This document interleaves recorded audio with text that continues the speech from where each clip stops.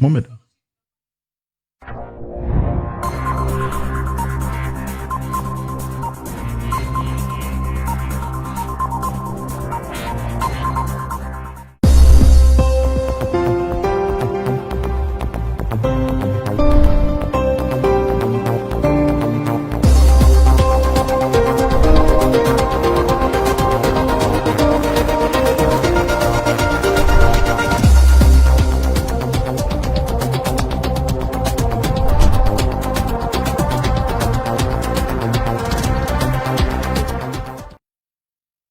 Bonsoir mesdames et messieurs, bonsoir à nos téléspectateurs, bonsoir à la famille Amtrou TV, le média. Merci pour votre fidélité et merci de nous avoir choisi ce soir, le jour du samedi du mois d'avril 2021. Merci pour votre fidélité. Vous avez été nombreux à nous solliciter, à publier nos vidéos et à aussi parler de nous partout dans le monde à travers les réseaux sociaux Facebook et YouTube. Aujourd'hui, nous avons eu le plaisir de recevoir Monsieur Kayz Fof, l'artiviste sénégalais, pour nous parler de la mort du juge Samba Sall, quelle suite du dossier de Sonko et aussi quel rebondissement aussi sur ce dossier. Bonsoir Monsieur Kayz et bienvenue sur l'antenne et aussi la radio de la chaîne Amtrou TV, le média. Bonsoir Amtrou, bonsoir à tous les téléspectateurs de Amtrou TV, le média. C'est toujours un plaisir immense pour moi que de répondre présent à votre invitation. Merci, Monsieur Fof, excusez-nous, est-ce que vous pouvez augmenter le volume? Je pense qu'on a juste un tout petit, et ça, le volume n'est pas aussi, ouais. Mais allez-y. Allô, c'est bon? Oui, on vous entend un tout petit peu. Attendez. On va essayer de régler le problème. Attendez. Oui, là, on vous entend. C'est bon là? Oui, on vous entend. Allez-y. Alors, je disais que c'est un grand plaisir pour moi que de pouvoir répondre présent à l'appel de la chaîne Amtrou TV, les médias. Et je suis là pour parler de la situation du Sénégal, de l'affaire Ousmane Sonko Adji Sarr après la mort du juge Samba Sall. Merci à vous, chers internautes, pour votre accueil sur cette chaîne Amtrou TV, les médias. Merci à vous, Monsieur Kayz Fof. Alors, quelle a été la suite du dossier après cette annonce de la mort du juge Samba Sall? Alors, ce qu'il faut d'abord dire, c'est que on ne sait pas s'il faudrait parler d'un dossier hanté ou s'il faudrait parler d'un hasard, parce qu'il y a des faits quand même très très troublants sur ce dossier-là. Le premier juge qui était en charge du dossier a démissionné après le décès de son père, et le juge qui lui a succédé, qui est M. Samba Sall, vient de nous quitter depuis avant-hier. Donc, c'est un fait très très troublant qui ne manquera pas de soulever beaucoup de questionnements. Qui prendra la suite de ce dossier-là? Voici la question que tous les Sénégalais se posent désormais après la mort du juge Samba Sall. Après la mort du juge Samba Sall, vous venez de le dire, un dossier hanté. Alors, vous avez parlé du démission du premier juge et aussi la mort de Samba Sall. Pour vous, qu'est-ce que cela veut dire? Alors, cela veut dire plusieurs choses. D'abord, il faut savoir que Ousmane Sonko est un innocent dans cette affaire. Quelqu'un qui n'a rien à se reprocher, vraiment, qui a prouvé qu'il est un digne citoyen de ce pays qui a besoin d'être soutenu et qui doit être soutenu par le peuple. C'est ce que le peuple a fait. Lorsque Ousmane Sonko a été emprisonné, le peuple est sorti un million de personnes dans les rues pour exiger sa libération. Voici la pilule qui n'est jamais passée, qui est restée au travers de la gorge de Macky Sall. Donc, il continue à vouloir ternir son image en donnant la parole à Adissar pour venir calomnier Ousmane Sonko en direct sur une des chaînes de l'État, l'Herald TV, une chaîne sur laquelle les Sénégalais doivent se désabonner parce que c'est une chaîne entre les mains du pouvoir pour ternir l'image de Ousmane Sonko. Et ils lui ont donné la parole en interdisant à Ousmane Sonko de se prononcer désormais sur le problème. Donc, voici le juge qui lui a interdit et qui l'a mis sous contrôle judiciaire. Le même juge et aujourd'hui a reçu un mandat de ramener du Créateur auprès duquel il se trouve désormais. Voilà. Merci beaucoup, Monsieur Keyes. Mais nous avons suivi l'évolution de la situation, les divorces entre le peuple sénégalais au pouvoir sénégalais. Alors, pour vous, quel sera le sort maintenant du président Macky Sall?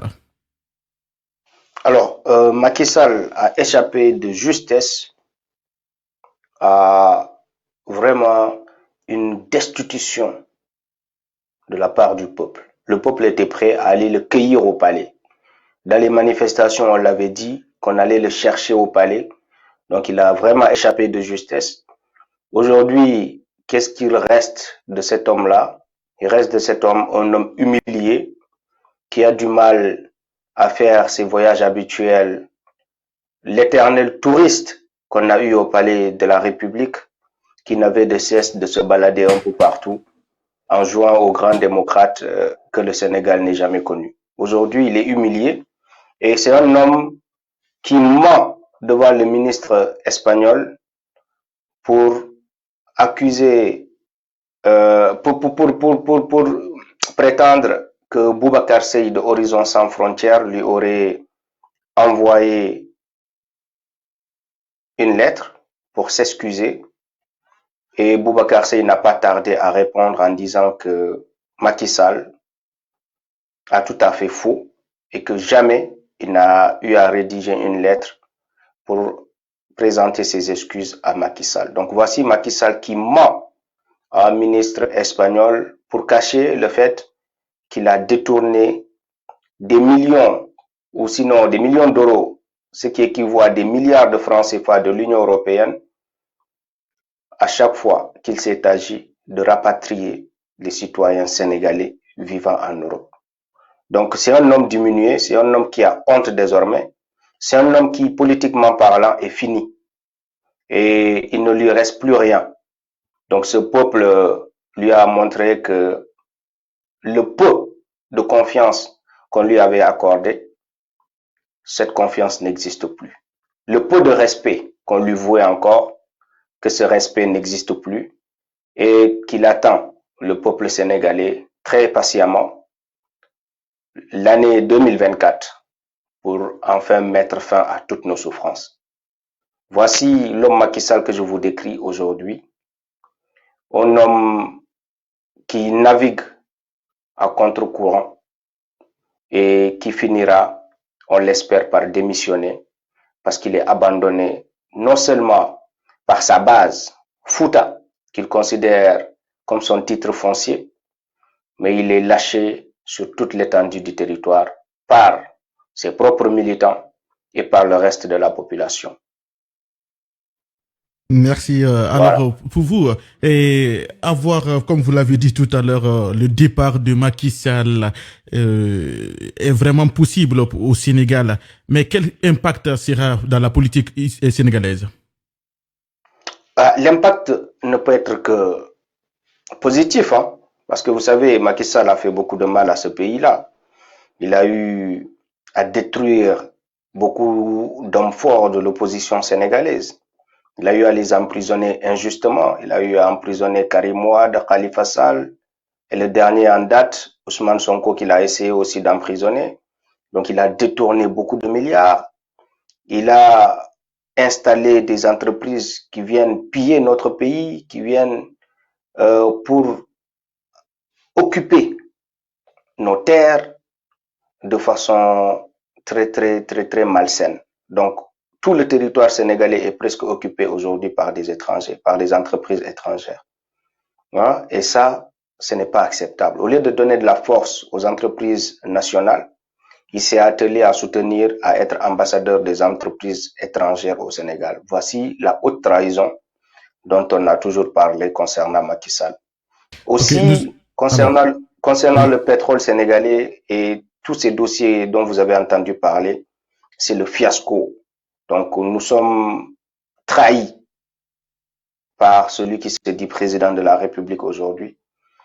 Et nous voulons vraiment retrouver notre dignité, nous voulons retrouver notre liberté qu'on a perdue encore plus depuis que Macky Sall a accédé à la magistrature suprême. Mais alors, Monsieur Keyes, nous entendons souvent, nous voyons la situation politique, la situation économique du Sénégal. Pour vous, quel bilan vous pouvez nous définir aujourd'hui sur cette antenne? Le bilan de Macky Sall est très peu reluisant, comme je vous l'ai dit. Emprisonnement d'activistes, d'imams qu'il accuse d'être des terroristes, hein, accusation d'activistes portant sur des faux complots, hein, parce que nous savons que Guy Marius Sagna d'abord a été accusé d'une fausse alerte au terrorisme, ce qu'on n'a jamais vu dans la justice du monde, une fausse alerte. Pour une fausse alerte, une personne est emprisonnée. Donc Hassan Diouf, l'activiste, a été rapatrié des États-Unis après avoir été accusé par Macky Sall d'être un terroriste. Notre frère Ousmane Tounkara, qui est actuellement aux États-Unis, est accusé par ce même Macky Sall d'être un terroriste. Moi-même qui vous parle, je suis accusé par ce même Macky Sall d'être un terroriste. Parce que tout simplement, nous avons activement pris part aux manifestations qui ont eu lieu sur toute l'étendue du territoire à la date du 9 mars 2021. Donc, comme je vous l'ai dit, pillage de toutes les ressources minières, gazières, les ressources halieutiques, nos ressources de tout genre ont été pillées par ce régime-là. Et ce n'est pas acceptable. Nos ressources pétrolières, avec son frère Aliou Sall et Franck Timis, voici tant de choses qui ont exacerbé ce peuple sénégalais. Nous ne pouvons plus accepter de vivre dans ces conditions-là, d'accepter un tel homme à la tête de notre pays pendant encore longtemps. Donc ce que nous disons à Macky Sall, c'est que son bilan, le bilan qu'il aura laissé après son départ en 2024, ça sera affaiblir l'indépendance de ce peuple sénégalais, la souveraineté de ce peuple sénégalais, en donnant un accès libre à tout ce qui était la chasse gardée de ce peuple sénégalais-là. Donc, on ne peut plus continuer à vivre dans ces conditions avec des traîtres pareils à la tête de nos pays africains. Nous voulons que l'Afrique se relève avec des hommes forts. Des hommes comme Macky Sall et Alassane Dramane Ouattara, malheureusement, sont l'incarnation de l'indignité sur le continent africain. Et il est temps vraiment que les peuples se lèvent pour que l'on puisse être débarrassé de ces parasites, de ces marionnettes qui se font passer pour présidents, guerriers devant leur peuple, mais soumis devant les Occidentaux. Voici l'image de ce Macky Sall et voici l'héritage que nous garderons de Macky Sall. Alors, vous avez parlé dans vos vidéos, vous avez parlé du complot à l'égard de l'opposant Ousmane Sonko, qui a été monté par Macky Sall. Quelle ambition peut pousser un président à accuser son opposant de viol et comme ce qu'il a fait, comme ce qui est arrivé à Ousmane Sonko? Alors, vous savez, Macky Sall, quand vous dites un président, vous, dans votre tête, vous pensez à quelqu'un qui a de la dignité, à quelqu'un qui a des principes, à quelqu'un qui a des valeurs, à quelqu'un qui est un patriote d'abord. Quand vous pensez à un président, vous pensez à tout ça, à tous ces attributs-là. Voilà. que l'on Mais pourrait il est le président, conférer. monsieur Kaiser. Il est Oui, le président. oui, oui, Ouais. mais quand vous entendez président, c'est ces attributs-là qui nous viennent en tête. Donc, le patriotisme d'un homme qui est à la tête d'un pays. Donc, Macky Sall n'est pas un patriote déjà, c'est un traître. En plus d'être un traître, c'est quelqu'un qui n'a pas de dignité. Voilà. Parce que tout le peuple s'attendait à ça. Le peuple sénégalais dans son ensemble s'attendait à ce qu'un jour, Ousmane Sonko soit accusé de quelque chose pour pouvoir le mettre en prison. Tout le Alors, monde s'attendait à ça. quelle ambition pourrait-tu lui pousser Mais, d'accuser Ousmane Sonko? oui, je vais vous le dire tout de suite. Allez-y. Aujourd'hui, le juge Samba Sall est mort. Et ça va retarder encore plus le procès de Ousmane Sonko avec Adji Sarr. Bientôt les élections municipales, les élections locales. Donc, il tient en otage Ousmane Sonko à travers ce problème de justice-là. Comme il a tenu en otage Karim Wade et Khalifa Sall lors des élections précédentes. C'est pour cela que je vous dis que nous avons affaire à un homme sans dignité. Oui, mais pour quelle ambition, M. Kaiser? Pour quelle ambition? Pour l'empêcher déjà de participer aux élections locales et pour ternir son image davantage afin que en 2024, Ousmane Sonko ne prenne pas le pouvoir pour le poursuivre pour tout ce qu'il aura fait dans ce pays-là. Macky Sall a peur d'une chose aujourd'hui, c'est d'être poursuivi à la fin de son mandat parce qu'il sait tout le mal qu'il a causé à ce peuple-là. Donc, il est aisé de comprendre que Macky Sall, en partant, cherchera forcément un remplaçant qui lui assurera l'impunité totale par rapport à tous les complots concoctés contre notre peuple. Et c'est ça que nous n'accepterons pas. Le pourquoi nous soutenons Ousmane Sonko, c'est parce que Ousmane Sonko nous donne les gages d'une poursuite assurée contre Macky Sall. Et ça, tout le peuple sénégalais est d'accord sur le fait que les proches de Macky Sall non seulement doivent être poursuivis, mais le président de la République en personne ne peut pas être oublié dans ces scandales qu'on a eu à noter de 2012 à aujourd'hui. Donc, il faut que Macky Sall soit poursuivi pour tout le mal qu'il aura fait à ce peuple-là. Et c'est pour cette raison-là, justement, qu'il veut barrer la route à Ousmane Sonko, l'empêcher d'être l'homme fort, d'être le futur président de la République du Sénégal. Mais c'est au peuple sénégalais d'en décider. Dans une grande démocratie comme la nôtre, il a toujours été question au peuple de dire son dernier mot en choisissant librement son président de la République. Donc ce n'est pas à Macky Sall, à travers un complot organisé, qu'on doit assister à l'élimination systématique et programmée de Ousmane Sonko. On ne va pas se laisser faire. On va se battre.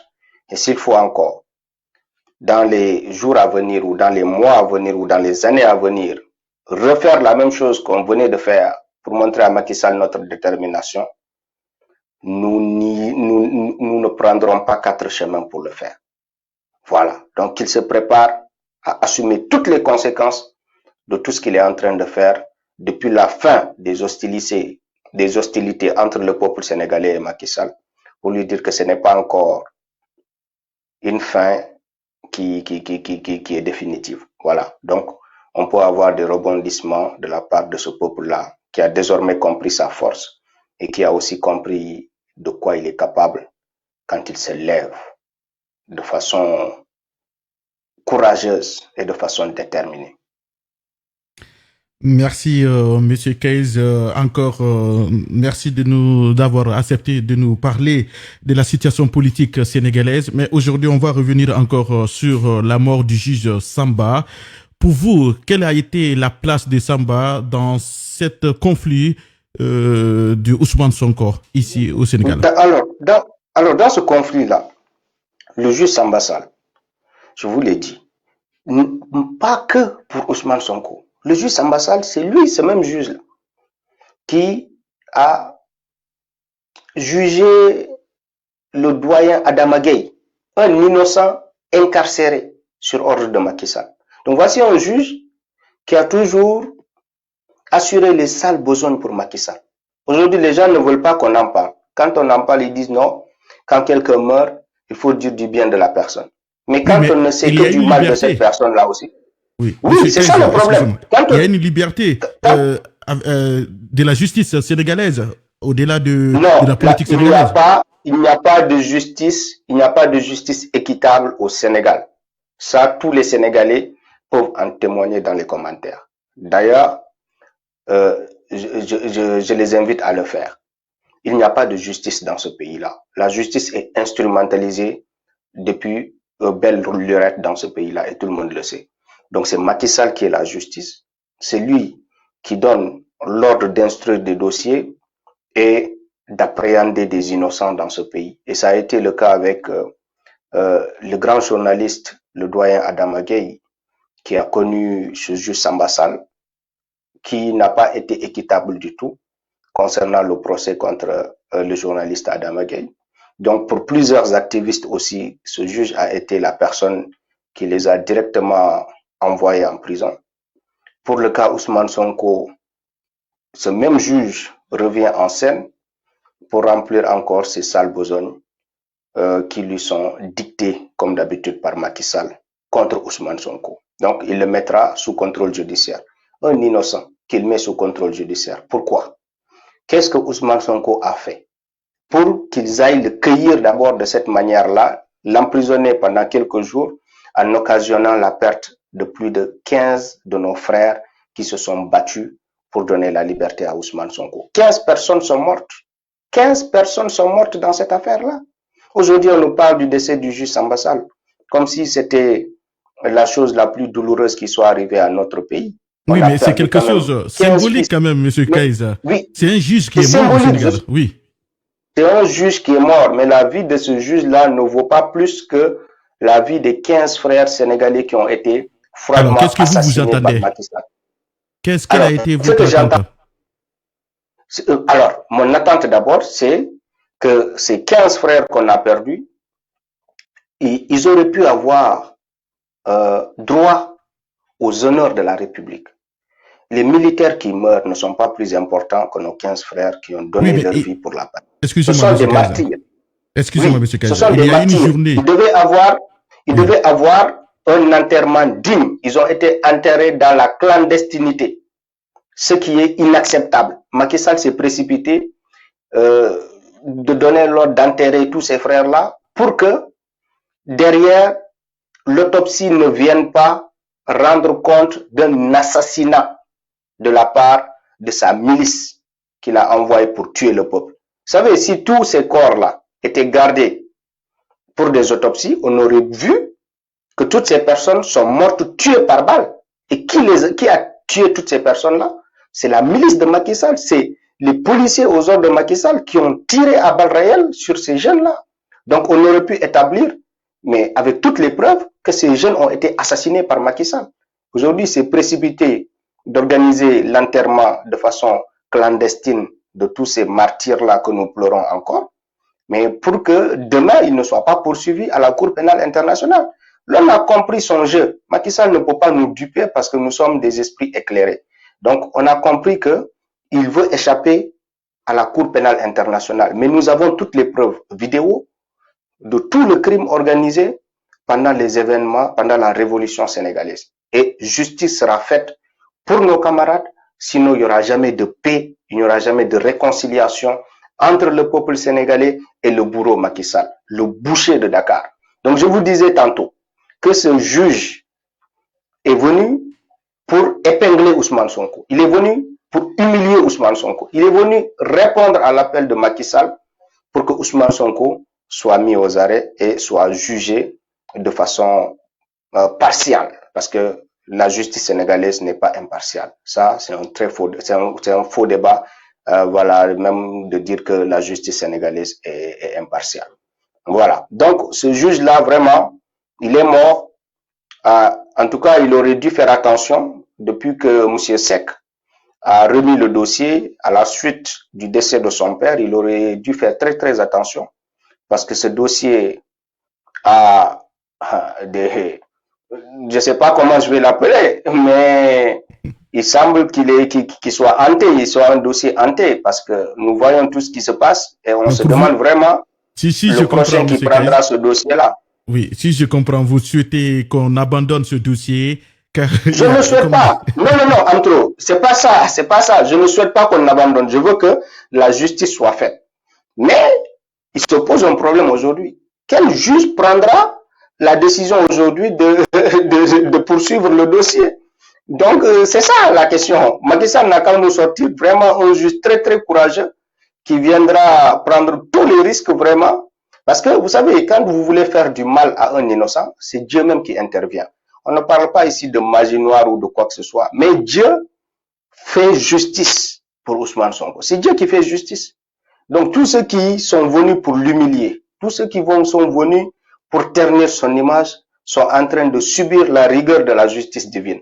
Parce qu'il n'y a pas meilleur juge que Allah, il n'y a pas meilleur juge que le Créateur, et c'est lui qui est en train de faire justice. Alors, qu'est-ce que cela veut Donc, dire? on attend le prochain juge. Parce que ces juges sont des juges malhonnêtes. Ce sont des juges malhonnêtes qui sont envoyés par Macky Sall pour humilier Ousmane Sonko. Donc, Dieu vient les mettre sous contrôle judiciaire. Dieu leur envoie un mandat, donne un mandat à Malkal Maouti, mandat de ramener pour certaines personnes qui ne sont plus là aujourd'hui pour continuer à commettre l'injustice contre des citoyens dignes de ce pays, contre des vaillants hommes qui ne sont imbus que d'une seule volonté, de hisser le Sénégal au rang des pays respectés et respectables dans ce monde. Voilà. Donc, je ne sais pas si vous avez une autre question. Oui, nous avons toujours des questions pour Monsieur Kayz Fof. Alors, vous avez parlé tout à l'heure une justice corrompue par Macky Sall. Bah oui. Oui. D'ailleurs, j'ai oublié quelque chose en trop. Allez-y. Il y a un rapport du département américain, un rapport très très bien fait. D'ailleurs, tous ceux qui disent que, tous ceux qui doutent de ce que je suis en train de dire là, je les invite à aller consulter le rapport du département américain sur l'état de la démocratie au Sénégal, Amtro. Aujourd'hui, en exclusivité, je vous dis, M. Amtro, que tout ce que nous avons toujours dit dans les réseaux sociaux est mentionné dans ce rapport du département américain. Une justice corrompue, un pouvoir exécutif corrompu, des activistes torturés, la corruption dans tous les domaines de ce pays-là, mais aussi des tortures des activistes dans les prisons. Donc, ce rapport a établi que le Sénégal n'est plus une démocratie, qu'avec Macky Sall, nous sommes rentrés pieds et mains liés en pleine dictature en ce 21e siècle. Un recul démocratique attesté dans ce rapport du département américain. Donc, tous ceux qui doutent des propos de Kayz Fof, je vous invite à aller consulter ce rapport du département américain pour constater vous-même l'état des dégâts au Sénégal. Donc, tous ceux qui pensaient qu'on était une démocratie, ça c'était dans le passé. On n'est plus une démocratie et on se bat pour recouvrer notre démocratie qui nous a été qui nous a été violée. Parce que Macky Sall viole la démocratie sénégalaise. Le plus grand violeur de ce pays-là, c'est Macky Sall. Parce qu'il viole notre constitution, il viole notre démocratie. Et il n'y a pas pire viol que ça.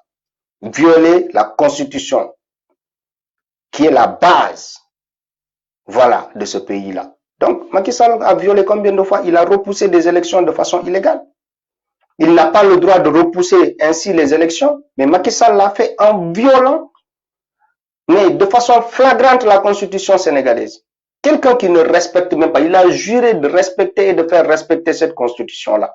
Oui, mais si je vous dis, Monsieur Kayz, si je vous dis qu'il a respecté en faisant une déclaration, pas comme les autres présidents, comme Alpha Condé ou Alassane Ouattara, en disant qu'il ne se présentera pas aux élections présidentielles et qu'il laissera sa place. Pour vous, est-ce qu'il n'a pas respecté? Oui, d'accord. Oui. D'accord, Amtro. Vous pensez à ça? Macky Sall nous a dit, moi, Macky Sall, quand je serai élu président de la République, je ferai un mandat de 5 ans au lieu de 7 ans. Ça, les Sénégalais qui sont là peuvent en témoigner dans les commentaires. Le discours de Macky Sall est là. Et j'invite... Non, attendez, Amtro. Attendez. J'invite tous ceux qui sont là en train de regarder cette vidéo-là à aller voir le discours de Macky Sall en 2012 quand il disait, moi, Macky Sall, je ferai un mandat de 5 ans au lieu d'un mandat de 7 ans. Je prends l'engagement, moi, Macky Sall, de réduire mon mandat de 7 ans à 5 ans. Je renoncerai à 2 années de mandat. Macky Sall l'a dit et c'est dans les archives aujourd'hui, tout le monde peut les consulter. Donc, c'est le même président-là qui vient nous dire, non, moi, Macky Sall, c'est réglé par la Constitution. Nul ne peut faire plus de 2 mandats consécutifs et que c'est fini pour moi, Macky Sall. Celui qui t'a menti une fois, il t'a menti une deuxième fois. Il a dit que jamais il ne va nommer son frère à des postes. Il a nommé son frère, Aliou Sall. Son frère est aujourd'hui un des plus riches du pays. Il nous a menti une deuxième fois. Il nous a menti une troisième fois à travers plusieurs dossiers. Macky Sall ment au vu et au su de tous les Sénégalais. Donc c'est ce même Macky Sall-là dont la parole pourrait être considérée aujourd'hui, à ton avis? Vous voulez dire qu'il va changer? Non, mais attends, c'est évident. C'est très important. Oui, mais est-ce que vous voulez dire qu'il va changer encore sa parole en se présentant encore pour un troisième mandat? C'est ce que vous voulez dire? Macky Sall, la seule promesse qu'il a tenue, c'est de réduire l'opposition à sa plus simple expression. Cette promesse-là, il l'a tenue. Il a dit qu'il va réduire cette opposition à sa plus simple expression. Il a encouragé la transhumance. Voici le bilan de Macky Sall. C'est tout ce qu'il a fait dans ce pays-là. Donc Macky Sall n'a jamais tenu promesse dans ce pays. Il a toujours menti. Il a toujours menti à ce peuple-là. Donc ce peuple n'a plus confiance en Macky Sall. Vous demandez à tous les Sénégalais, ça c'est même pas moi. Vous demandez à tous les Sénégalais, est-ce qu'ils ont encore confiance en Macky Sall? Il a été élu par le Sénégal. Il a été élu par le Sénégal. Mais attendez. Les Sénégalais n'ont pas élu Macky Sall. Les Sénégalais ont sanctionné Abdoulaye Wade. On n'a jamais élu Macky Sall. Donc les Sénégalais, dans leur majorité, ont voulu mettre fin au règne de Abdoulaye Wade. Et il y avait un traître qui faisait avancer ses pions dans les coulisses. On ne le voyait pas venir. Et au final, on voit cette personne qui part au deuxième tour avec Abdoulaye Wade. Mais il est évident que le peuple qui ne vaut plus d'Abdoulaye Wade, le peuple va voter pour Macky Sall. C'est comme ça que Macky Sall a pu être président de la République du Sénégal lors des élections présidentielles. Mais il est connu de tous que Macky Sall a volé les élections. Macky Sall nous a empêchés, nous les primo-votants, de pouvoir participer aux élections en inscrivant sur nos cartes d'électeurs non-votants. C'est la première fois dans l'histoire de ce pays qu'on voit sur la carte d'électeur d'un citoyen non-votant. Macky Sall a exclu les Sénégalais. Il nous a empêché notre droit de vote en tant que citoyen de ce pays-là. Mais ça n'existe nulle part dans les grandes démocraties de ce monde. Macky Sall doit être poursuivi pour ça, parce que nul n'a le droit de nous empêcher d'être électeurs dans notre pays, parce qu'on a l'âge de voter et on a notre carte d'électeur. La confection de ces cartes d'électeurs nous a coûté plus de 52 milliards. En injectant 52 milliards de francs CFA, Macky Sall a été incapable de nous assurer notre droit de vote. Quelle confiance voulez-vous qu'on accorde encore à cette personne-là? Il a volé les élections, il a éliminé tous les primo-votants, parce qu'il sait que tous ces primo-votants allaient voter pour Ousmane Sonko. Déjà, il a réduit le nombre de personnes qui devaient voter pour Ousmane Sonko. En plus de cela, qu'est-ce qu'il a fait? Macky Sall a mis un fichier électoral truqué d'avance que tous les opposants ont constaté. Donc ce fichier électoral, toute personne qui va aux élections présidentielles avec Macky Sall, à la base de ce fichier électoral, ta victoire est certaine, ta défaite est certaine. La défaite est certaine. Donc c'est ce même fichier électoral qui refuse de réviser qui nous sera proposé pour les prochaines élections. Donc tous les jeux, tout était fait pour que Macky Sall vienne usurper ce pouvoir-là. Il était évident qu'à la suite de Macky Sall, il y aurait forcément Ousmane Sonko. Il nous a placé un deuxième larron qui s'appelle Idrissa Seck. Un margouillat fini dans la politique sénégalaise. Un menteur à temps plein. Un homme d'une indignité sans précédent. Idrissa Seck, qui nous a ramené à la deuxième position. Quelqu'un qui n'a jamais eu la confiance de ce peuple-là. Tout le monde savait que Idrissa Seck a la deuxième place de ces élections-là, mais c'est tout sauf imaginable. Donc il nous a placé Idrissa Seck à la deuxième position pour placer Ousmane Sonko finalement à la troisième position. Comme ça, il était sûr qu'un traître derrière lui allait tout faire pour que le peuple ne se lève pas et exiger la transparence, exiger comment on le dit encore, la vérité des urnes. Le peuple aurait dû exiger cette vérité des urnes. Mais il a tout conspiré avec Idrissa Seck, raison pour laquelle sa forfaiture est passée. Mais on sait qui est Macky Sall dans ce pays-là. Nous, on ne nous parle pas de Macky Sall. On sait qui est Macky Sall dans ce pays-là. Je n'ai pas besoin d'écrire, de prendre des notes, de décrire la situation de ce pays-là, tellement je maîtrise cette situation, tellement je maîtrise cette problématique de ce pays-là. On n'a pas besoin de notes, on n'a pas besoin d'écrire. Tout est dans nos têtes. On a vécu ça en direct. On a vu les faits. Donc, personne ne nous dira que ce que nous disons est faux, parce que tout le Sénégal le sait. C'est une évidence pour tout le monde. Alors, nous allons parler de la personne du candidat le plus aimé au Sénégal, Ousmane Sonko. Pourquoi Ousmane Sonko aujourd'hui et quelle a été leur divergence politique, de la vision politique sénégalaise entre Ousmane Sonko et Macky Sall? Macky Sall, mais pourquoi Ousmane Sonko? Déjà, il est jeune. Ousmane Sonko, je le vois comme un grand frère, moi. Je ne le vois pas comme un oncle ou un papa ou un grand-père. C'est un jeune déjà. Un jeune qui a de l'ambition. Un jeune qui s'est illustré en quoi faisant. Mais en regardant, en jetant un regard vraiment pointu sur la gestion de la chose publique. Ousmane Sonko était inspecteur des impôts. Macky Sall faisait tout et n'importe quoi avec l'argent du peuple. Il s'est mis à dire, mais bon, écoutez, ce pays ne peut pas continuer à marcher ainsi. Il faut qu'il y ait de la transparence, il faut que la bonne gouvernance soit érigée en modèle dans ce pays-là. Il a commencé à fouiner, comme on dit, excusez-moi du terme, à regarder de gauche à droite comment les choses se faisaient. Donc, quand il épinglait, il a commencé à trouver qu'il y avait du sale qui se faisait dans le domaine. Et il est intervenu. Donc, quand il est intervenu, il a été radié par Macky Sall. Il a été radié par Macky Sall. Voici un pays où les patriotes ne sont pas désirables, sont comme des courriers indésirables dans ce pays. Un pays qui veut avancer. Tu ne veux pas des personnes qui cherchent la transparence dans les domaines. Il a été radié par Macky Sall parce que Macky Sall ne veut pas de transparence. C'est une personne nébuleuse qu'on a à la tête de ce pays-là. Donc, quand Ousmane Sonko sera radié de la fonction publique, c'est en ce moment-là qu'il va créer un parti. Vous savez, le parti d'Ousmane Sonko, il a été créé en 2014. 2014, figurez-vous. C'est un parti, mais qu'on vient de baptiser il n'y a pas longtemps. C'est comme un bébé qui vient de naître. On l'a baptisé 2014 aujourd'hui. Bon, il est passé deuxième aux élections, sinon premier même. Moi, je dis qu'Ousmane Sonko a gagné les élections présidentielles et les Sénégalais le savent. La preuve, le monde qui est sorti pour le soutenir là, aucun opposant n'a jamais eu ça dans ce pays-là. Aucun opposant dans l'histoire de ce pays n'a eu autant de monde qui soit sorti pour risquer leur vie en les défendant. Personne, même Abdoulaye Wade n'a jamais eu ça.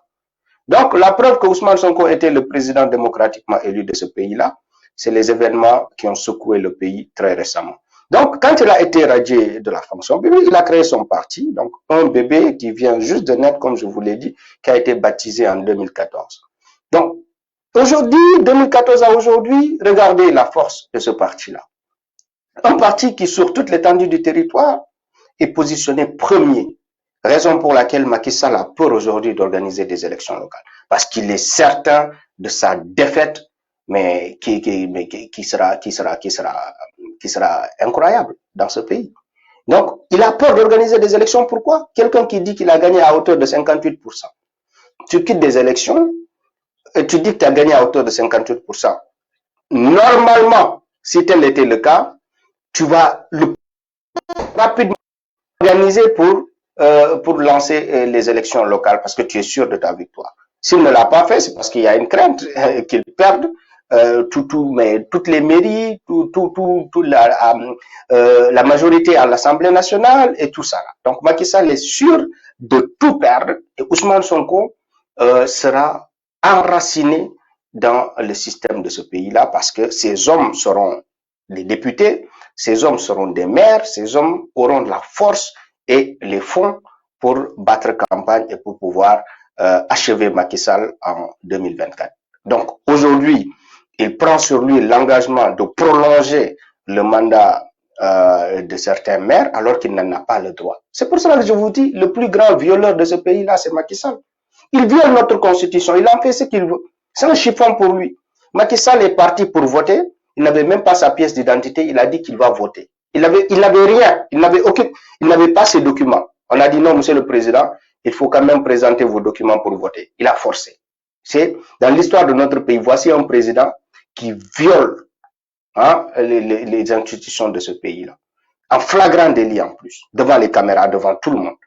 Donc, Ousmane Sonko, comme je vous l'ai dit, il est jeune, il nous amène un discours de rupture par rapport à ce qui se faisait dans le passé. C'est quelqu'un qui est un patriote déjà, qui se bat pour son pays. Il n'est pas contre les autres pays. Mais vous savez, aujourd'hui, les gens écoutent le discours de Marine Le Pen. Les Français et les Africains même disent que c'est normal qu'elle défende la France. Et quand Ousmane Sonko défend le Sénégal, on dit que c'est quelqu'un qui est contre la France. Est-ce que défendre ton pays rime à être contre un autre pays? Non, je ne le pense pas. Sauf si ce pays est en train d'exploiter injustement ton pays. Là, on pourrait penser que tu deviens l'ennemi de ce pays. Si la France n'exploite pas de façon malsaine les ressources du Sénégal, si tout est juste, tout est bien fait, je crois que la France n'a pas de crainte à avoir par rapport à la présidence de Ousmane Sonko. Ousmane Sonko, c'est un patriote. Il vient pour dire que les ressources de notre pays doivent être bien gérées. Priorité doit être donnée à nos entrepreneurs. Priorité doit être donnée à nos entreprises. Priorité doit être donnée à la préférence locale d'abord, sur tous les plans d'abord, la préférence locale. C'est des choses qu'on n'a jamais entendues dans le discours de ces personnes-là. C'est un discours nouveau, c'est un discours de rupture qu'il nous amène.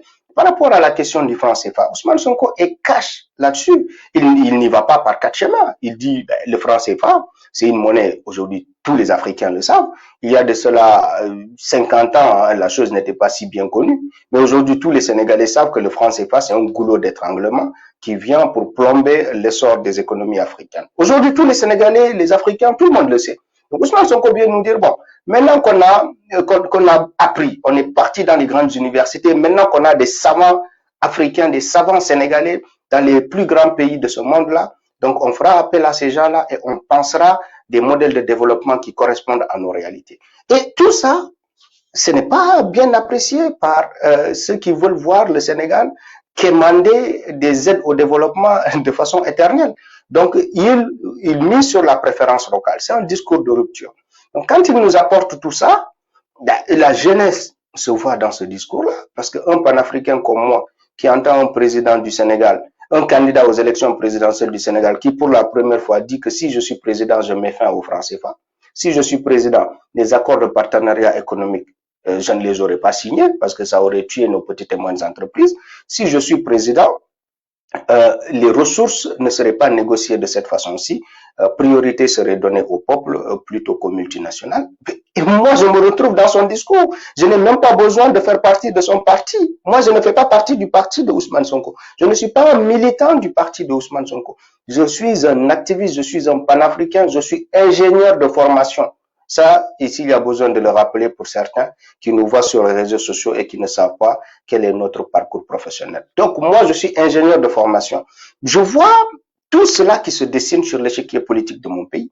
Je me dis, tiens, voici un homme qui mérite d'être soutenu et je ferai tout mon possible pour que le projet de ce monsieur-là soit connu de tous les Sénégalais. Ce que nous sommes en train de faire et ce qu'on a toujours fait. Mais cela ne rime pas aussi à être indulgent envers Ousmane Sonko sur tous les domaines. Non, je ne suis pas. Je suis un esprit critique.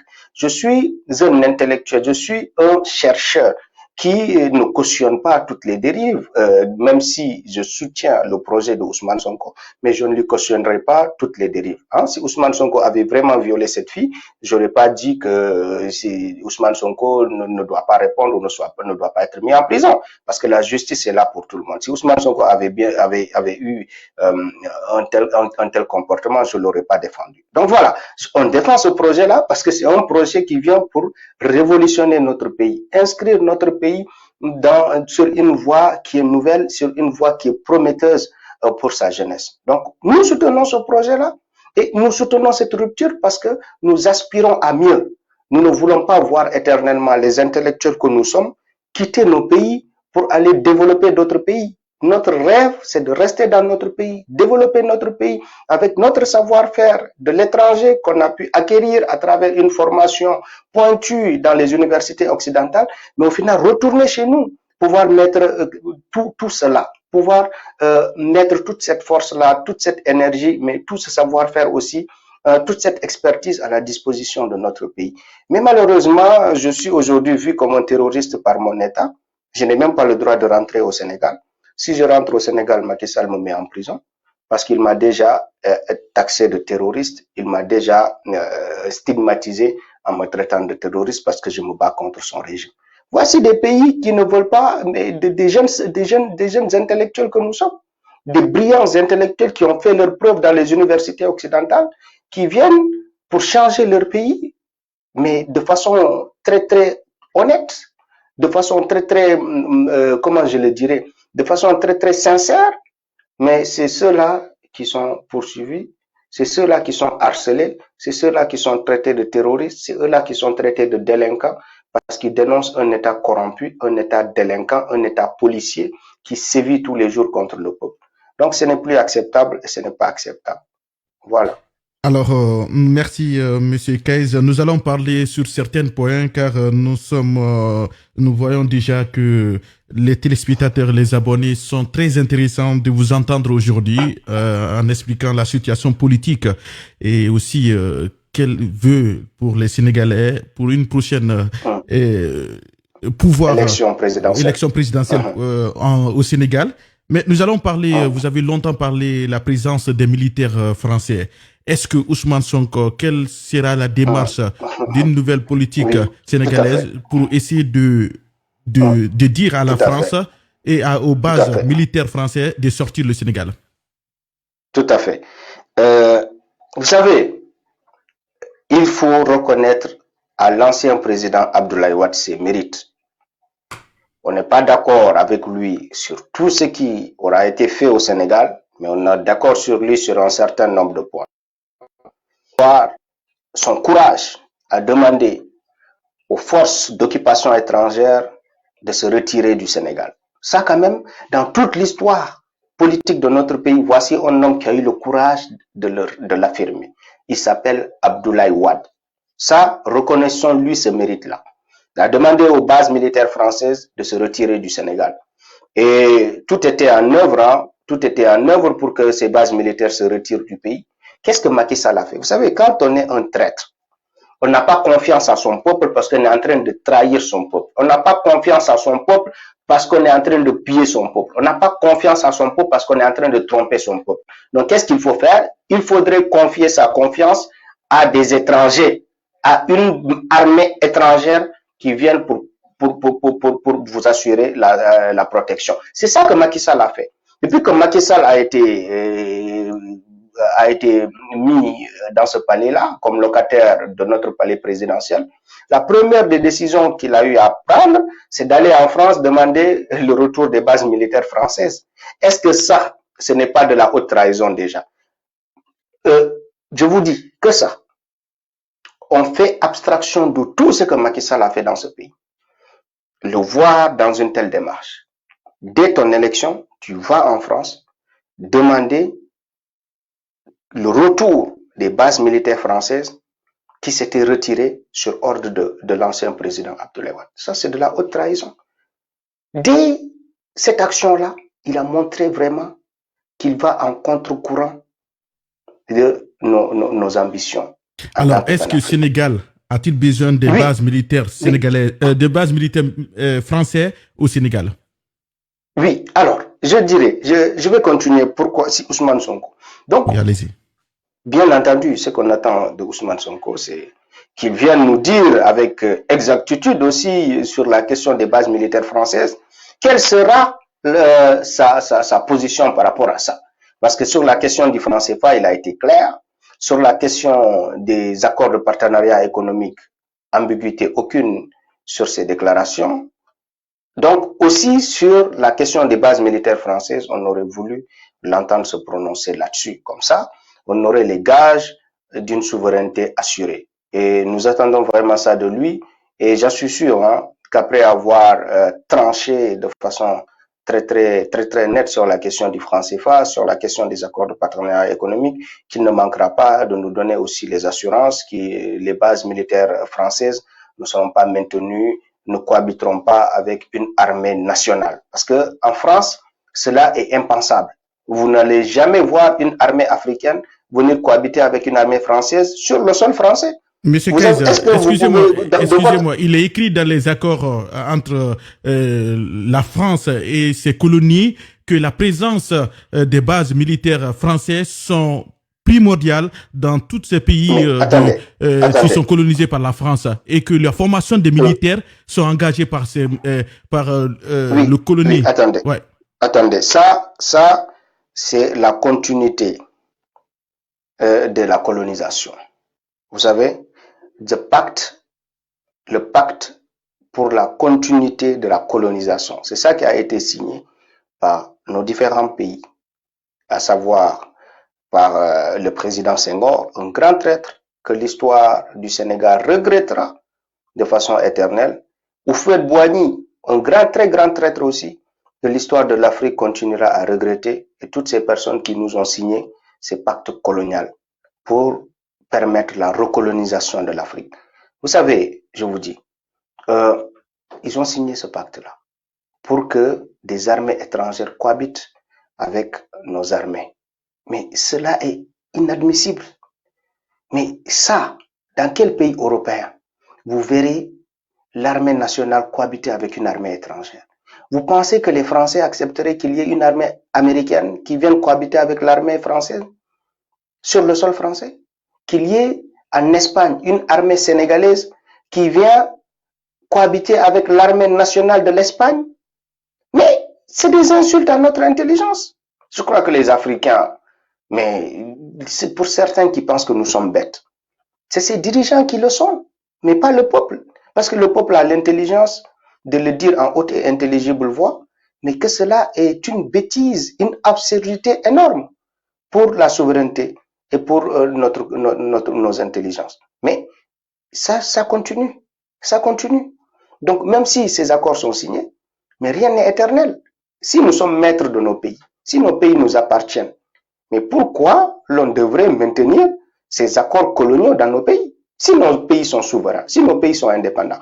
Donc l'indépendance, on ne l'a pas à moitié, on l'a ou on ne l'a pas. C'est ça l'indépendance. Mais dire qu'on est indépendant, mais quelque part, on est tenu à l'aise par la puissance colonisatrice. Mais c'est une insulte à notre intelligence. Quel intérêt pour la France, selon vous, pour la France de mettre ses bases militaires au Sénégal?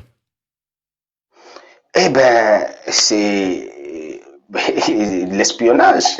Excusez-moi, j'aime pas.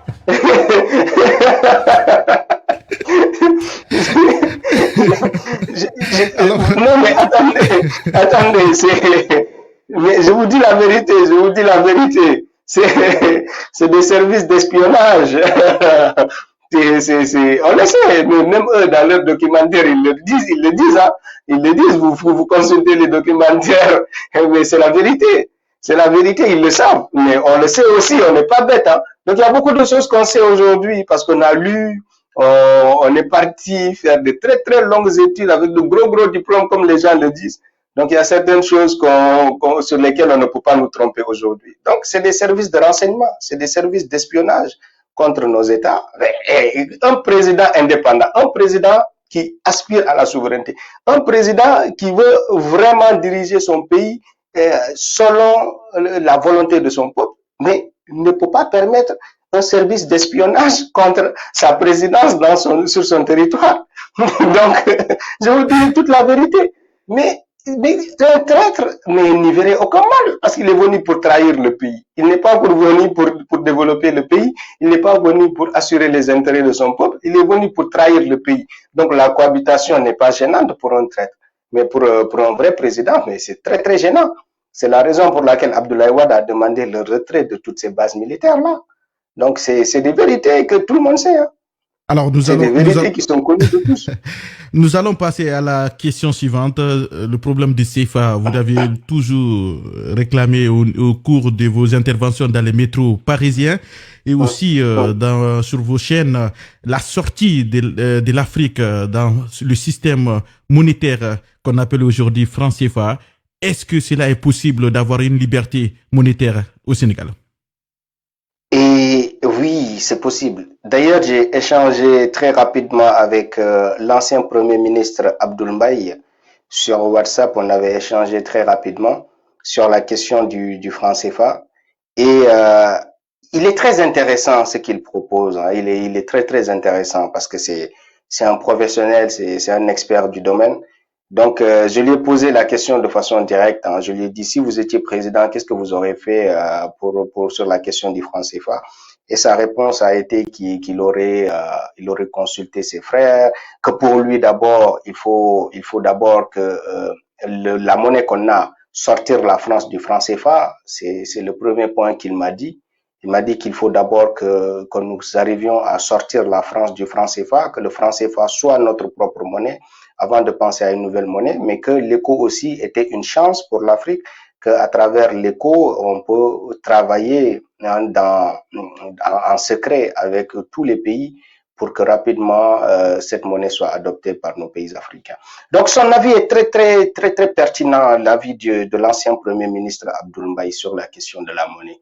Hein, quand j'ai échangé avec lui, j'ai beaucoup appris sur ça parce que c'est un banquier de formation et voilà, il connaît bien ces paramètres-là. Donc, et c'est vrai, je l'ai toujours dit, hein, et d'ailleurs, j'étais en colère quelquefois de voir que nous sommes laissés pour compte par tous ces experts-là qui ne nous épaulent pas avec des arguments de taille pour nous dire, parce que nous sommes écoutés quand même par la jeunesse et par beaucoup d'Africains.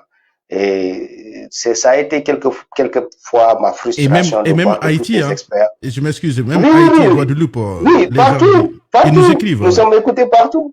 Nous sommes écoutés partout. Donc, ça a été ma frustration. Je lui ai dit de voir que il ne nous épaule pas assez en nous donnant les informations et les matières qu'il faut pour que l'on puisse défendre vraiment cette sortie de l'Afrique du franc CFA. Et je l'ai compris quand j'ai échangé avec lui. Et comme je dis, il faut le faire. Il faut le faire. Parce que un des premiers critères pour savoir si vraiment un pays est souverain, c'est sa monnaie. Hein. Regardez, dans tous ces pays qu'on dit du Maghreb, là, quel pays utilise le franc CFA? Il n'y en a pas. Il n'y a pas un de ces pays qui utilise le franc CFA. Le Maroc n'utilise pas le franc CFA. La Tunisie, non. L'Algérie, non. Même la Mauritanie, là, qui est à côté de nous, elle n'utilise pas le franc CFA. Même la Gambie, qui est un petit pays à côté de nous, n'utilise pas le franc CFA. Ils sont tous maîtres de leur destin, ils contrôlent entièrement leur économie. Mais voici un pays, un géant comme le Sénégal, mais qui est là en train de tergiverser sur la sortie du franc CFA. Hein? Mais c'est incroyable. C'est incroyable. Donc je Oui, vous mais on dis, parle souvent d'une sortie rapide, une menace économique pour l'Afrique. Pour vous, est-ce que cela est possible? oui, mais l'Afrique devrait sortir du franc CFA. Oui, mais est-ce que On a cela une ne sera occasion. pas des gros impacts dans notre système économique? Mais non, si c'est supporté par tous les pays, s'il n'y avait pas des traîtres comme Macky Sall et Alassane Dramane Ouattara, qui sont en train de plomber les efforts des autres pays qui aspirent à la souveraineté monétaire, je crois qu'on aurait pu, de concert avec tous les pays impliqués dans ce projet-là, avoir notre propre monnaie. Parce que tout ce qu'il y avait à faire, c'était de se concerter et de pouvoir mettre cela sur pied. Mais il y a eu du sabotage. Le projet a été saboté par Macky Sall et Alassane Dramane Ouattara pour que la France continue à avoir sa même mise sur l'économie des Africains. Donc, je pense que c'était possible et c'est possible de le faire. Il suffit de dégager Macky Sall, il suffit de dégager Alassane Dramane Ouattara et on arrivera à avoir notre monnaie africaine. Et tous les francs africains qui sont en train de saboter ce projet pour notre souveraineté monétaire, il suffit que nos populations se lèvent contre eux, qu'ils soient boutés hors d'état de nuire, vraiment. Je crois qu'on y arrivera. Donc, il faut que ces deux personnes-là, très, très nuisibles vraiment, nous laisse en paix pour que l'on puisse avoir notre souveraineté monétaire. Donc c'est possible et il faut le faire, il faut le faire. La dernière question qu'on va essayer de développer, l'emploi au Sénégal. Nous attendons par la déclaration du gouvernement de Macky Sall que la cause de cette inflammation du chômeur au Sénégal est due de cette crise sanitaire qui est arrivée au Sénégal. Pour vous, est-ce qu'il y avait déjà une crise d'emploi au Sénégal avant l'arrivée du Covid? Mais oui, il y en avait. Macky Sall, pour, euh, pour mentir en prétendant avoir créé des emplois, parce que vous savez, la promesse électorale de Macky Sall a été de nous dire que moi, Macky Sall, je vais créer 500 000 emplois. Et donc, il nous avait promis de créer 500 000 emplois.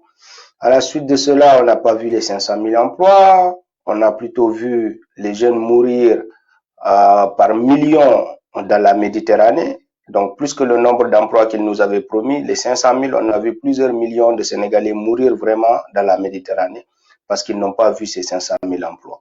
Donc, voici l'échec vraiment de cet homme-là. Et comme je vous l'ai dit, il a échoué. Il n'y a pas eu ces 500 000 emplois. Il a créé des CDD qu'il a mis dans des documents comme des CDI. Donc, il a donné des stages à quelques jeunes. Il a mentionné tous ces stages comme étant des emplois pérennes. Donc, il a fait beaucoup de choses. Macky Sall, c'est vraiment quelqu'un qui est dans du sale, qui est dans du faux. Tout ce que Macky Sall fait, c'est faux. Donc, faux et usage de faux, essayer de mentir au peuple et la réalité est toujours contraire à ce qu'il nous dit. Donc, il n'y a pas d'emploi au Sénégal. Il n'y a pas d'emploi. Parce que il n'y a pas d'industrie dans notre pays. Au lieu qu'ils viennent encourager l'industrialisation de notre pays, ils viennent installer les multinationales. Mais quand tu installes des multinationales, mais tu ne crées pas tu ne crées pas d'industrie. Tout ce qui devait être transformé, s'il y a des entreprises étrangères qui viennent s'emparer de ce marché-là, eh ben, les locaux, les citoyens de ce pays seront toujours des esclaves de ces multinationales. Parce que les cadres, ce sera toujours ces hommes-là. Les plus grands intellectuels de ces entreprises, les plus hauts cadres, ils ne seront pas des Sénégalais, mais ça sera des chômeurs français ou des chômeurs espagnols, des chômeurs turcs qui viendront pour être des cadres dans ces multinationales-là, des cadres dans ces entreprises. Et nos cadres seront toujours au chômage parce qu'ils ne vont jamais quitter les universités par peur de se retrouver dans l'extrême pauvreté. Donc vraiment, c'est une problématique majeure dans notre pays et il faut que Ousmane Sonko, s'il est élu président de la République de ce pays, s'attaque à ce problème-là. Vraiment, il y a beaucoup d'opportunités dans ce pays, il y a beaucoup de choses à faire. Quand on quitte le Sénégal, on vient en France, on voit toutes les choses qu'il y a ici et on voit la fertilité de notre sol, on voit toutes les ressources qu'il y a dans notre pays, on voit la jeunesse de la population de ce pays-là, on voit les diplômés, les docteurs dans plusieurs domaines qu'il y a dans nos pays. Mais ici en France, les gens ne font même plus ces longues études parce que rapidement, ils sont soit en BTS, soit en une formation professionnelle et ils deviennent des chefs d'entreprise, ils emploient des gens. Il faut que vraiment on soit créatif pour donner de l'emploi à cette jeunesse. Et l'expérience de la diaspora sera vraiment très, très considérable pour ouvrir les yeux à celui qui deviendra président de la République. Parce que la diaspora, quand même, c'est un bagage intellectuel, c'est l'expérience, l'expertise, c'est beaucoup de choses qu'il faut valoriser dans ce pays-là. Et la diaspora est prête à venir aider à développer le Sénégal. Donc, il faut que la diaspora soit partie prenante. En tous les cadres qu'il y a, nous qui sommes ici, que nous soyons prêts à rentrer. Parce que on doit avoir un président qui nous donne aussi envie de rentrer, qui nous promet des emplois. Parce que je ne vais pas gagner ici. Tu ne vas pas gagner 2 000 euros, 3 000 euros ici. Et que tu rentres au Sénégal, tu deviens sans emploi. Tu deviens un chômeur dans ton pays. Pendant 5 mois, 6 mois, tu galères à trouver quelque chose alors que tu as laissé un salaire de 3 000 euros derrière toi. Tu vas finir par retourner parce que tu te dis, j'ai fait un sacrifice qui n'en vaut pas la peine. Donc, il faut que vraiment, ils trouvent des conditions d'insertion de la diaspora, vraiment insérer la diaspora dans tous ces postes stratégiques-là qui vont accélérer et qui vont accroître le développement de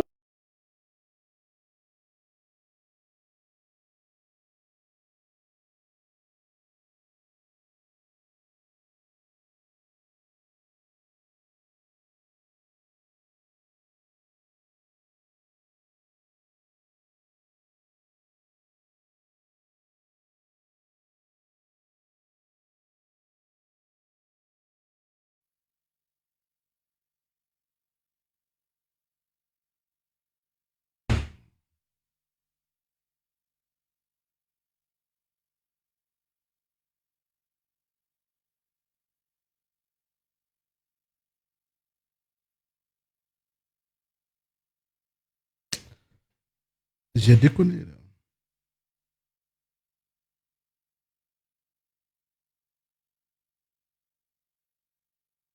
Ah, putain.